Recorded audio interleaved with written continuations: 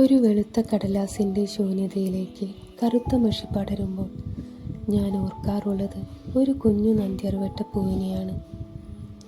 നമ്മളാരും ശ്രദ്ധിക്കാതെ പോകുന്ന വേലിക്കോണുകളിൽ വിരിയുന്ന ആ വെളുത്ത പൂവിൻ്റെ ഉള്ളിലും ആരും കാണാത്ത ചില സ്വപ്നങ്ങളുണ്ടാവാം.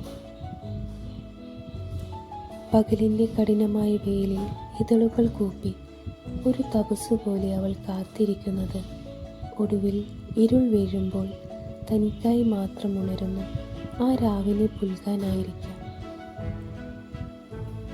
തൊട്ടരികിലെത്താൻ ഒരു കാലത്തും കഴിയില്ലെന്നറിഞ്ഞിട്ടും ആകാശത്തിൻ്റെ ഒരു കോണിൽ അവൻ തെളിയുമ്പോൾ ഭൂമിയുടെ മറുപുറത്തിരുന്നവൾ പുഞ്ചിരിക്കുന്നുണ്ടാവാം.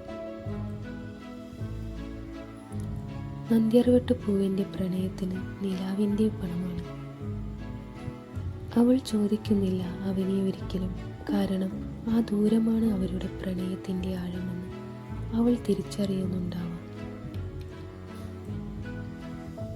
ഒരു രാത്രിയുടെ ആയുസ് മാത്രമുള്ള ആ കുഞ്ഞു പൂവിൻ്റെ ഉള്ളിലും ആകാശത്തോളം വലിയ ചില ആഗ്രഹങ്ങൾ ഒളിഞ്ഞിരിപ്പുണ്ടാവാം. ചന്ദ്രൻ്റെ വെളിച്ചത്തിൽ പ്രണയത്തിൻ്റെ പുതിയൊരു ലോകം തീർക്കാമെന്ന് അവളും കൊതിക്കുന്നുണ്ടാവാം. ഈ കടലാസിൽ വിരിയുന്ന ഓരോ കുഞ്ഞു ഡോഡിൽ വരകളും അവൾ ആകാശത്തേക്ക് നോക്കി. ഒരു രാത്രിയുടെ ആയുസ് മാത്രം, പക്ഷേ യുഗങ്ങളേക്കാൾ ആഴമുള്ള പ്രണയം ബാക്കി വെച്ച് അവൾ യാത്രയാവുന്നു.